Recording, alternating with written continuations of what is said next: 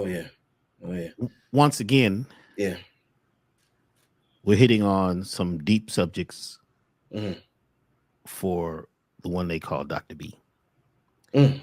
I have been there 3 times. Damn, 3? 3 times. I Damn. tried to get out of here 3 times. Wow. And every time something grabbed me.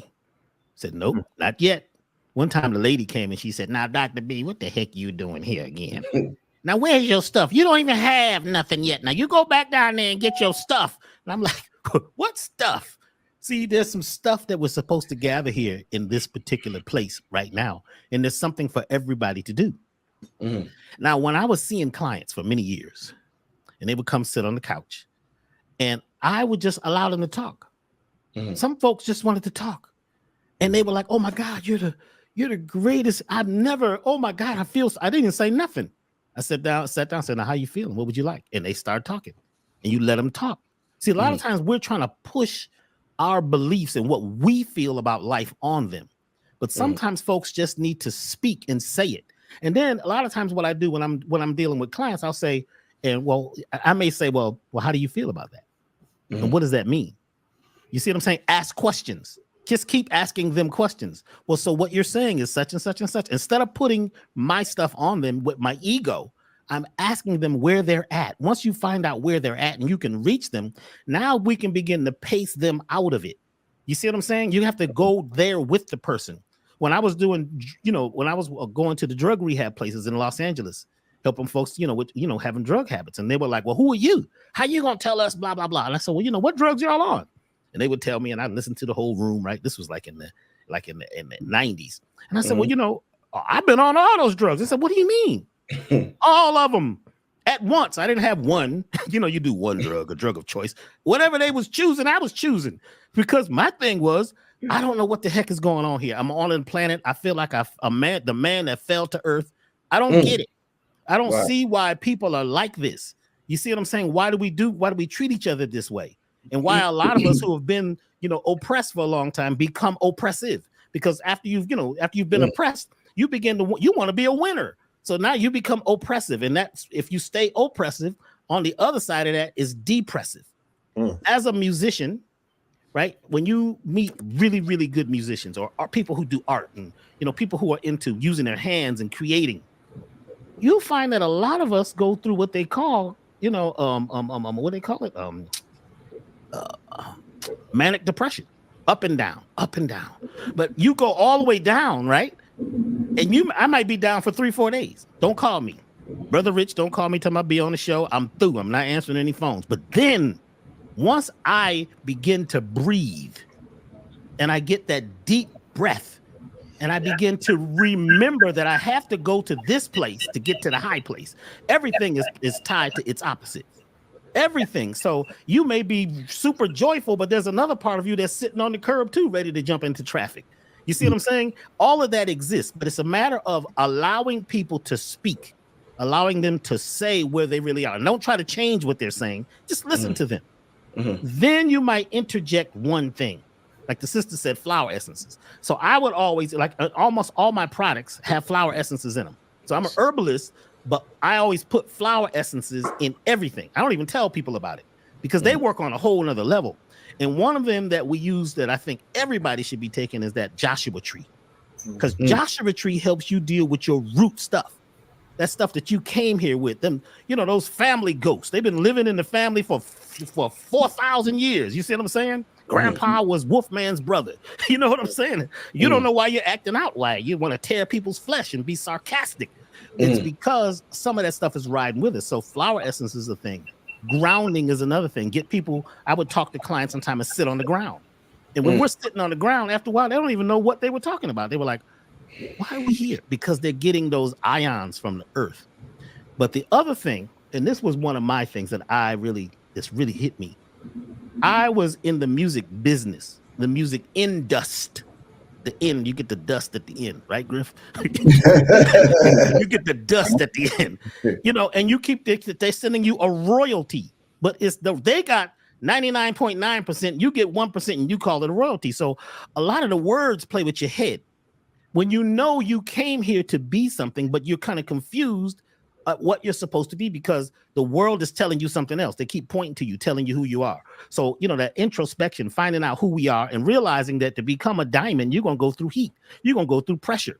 You're going to go through the storm. You have to. That is part of it. You got to go through hell to get to heaven.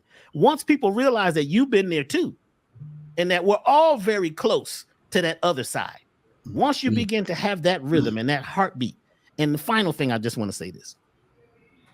I couldn't figure out why I could never rise up when I was doing commercial music. I had the money, cars, everything. I had the whole thing until I started listening to the 4/4 rhythm and realized where 4/4 came from. Then I began to listen to how the drums and the music was tuned, because I'm a percussionist originally. I'm a conga player. So when I tune my congas to nature, they sound really warm and smooth and they're beautiful. But when I tune it to the piano, they don't sound right. And I realized something's wrong with the tuning of the music. So a part of what causes slavery, right, is the music. It's the 4/4 rhythm. It's the music being tuned to 440. And when we begin to change music up, in fact, when I was on with what show was I on? I was on some show here lately. I can't remember, but we started playing these 6/8 rhythms. 1, 2, 3, 4, 5, 6. 1, 2, 3, 4, 5, 6. 1, 2, 3, 4, 5, 6. Whoa. All of a sudden, everything changes, because now there's a flow that matches the circulation in your natural body. And once you have music where, you are touching the earth and you've got a rhythm, music feeds everybody. A lot of people are depressed or sad because the music is so sad. Not all music. I'm talking about the mainstream. It's being controlled. So you take a person on a music fast. They don't listen to no music for a month, 28 days, and they begin to change. But we are all connected, So when one person decides that they're sad, everybody's really sad at some level. And we do little things, buy jewelry, buy cars, and you know what I'm saying? And we do all these things, but we are all here to do something. And we can't stop a person from living the life they came to live, because you have to let them go through hormesis. A person has to go through what they need to go through. And the most we can really do is be there as to stand with them and say, I'm here with you. Go ahead and speak. Go ahead and say it. And don't stop them when they're saying something that you don't like or you think is terrible. Listen to them. You may have to cuss with them for a little while. Once you're there with them and they feel like somebody is here with me. There's a lot of people who are alive right now today because of people like Blue Pill. People like Soleil. I mean, her name has got to do with the sun. She is the sun. And I want to thank you, Soleil. We've never really talked, but I have to thank you because, I was worried about Brother Griff for a while. I said, I could tell, he would leave the lecture and I see him in the car and he's gritting his teeth. I said, man, this brother, I saw him at the light one time. We sat there for a long time. He didn't even see me. He was looking straight ahead. I wonder where he's at. His windows was down, so I didn't hear no music. What is he thinking in that head of his? Because he done seen things we can't even understand. Right. When he met you, all of a sudden the sunlight came out. And you really, I really want to thank you for helping to balance the brother. Because a lot of us, what we need is balance. What we need is balance. We're looking for balance. We're looking for equality. And sometimes we find that in the places where we're actually falling deeper into hell. So I want this, and you, Brother Rich, you are helping so many people get off the ledge. Yeah, you are. What you're doing, bro, I'm at the gas station. People with Doctah B. I'm in a whole nother state. People coming in. I'm in another country. Doctah B. I heard you on the radio with Brother Griff. I said, well, who are you, man? I listened to the show. He saved me. I was drowning. I was ready to let the shit. I heard the radio program. Blue Pill was on and he pulled me out the water. I beat the shark to death. You know what I'm saying? But what we're doing is by having some fun, some levity. Right. We can be serious, but we also got to have some fun. We got to laugh.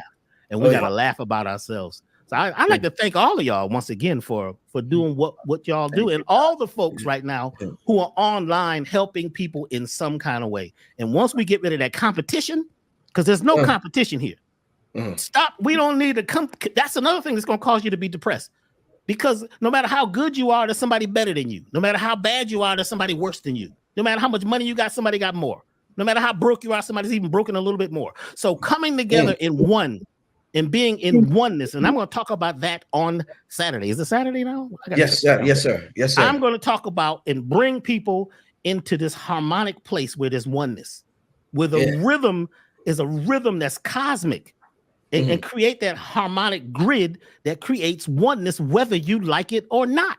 That's what we got to do. It's the music, it's the sound, it's not only the food, it's the talk, it's the everything. But right now, this is the greatest time to be here. If you're here now, this is it. This thing is opening up big time because the old system is dying.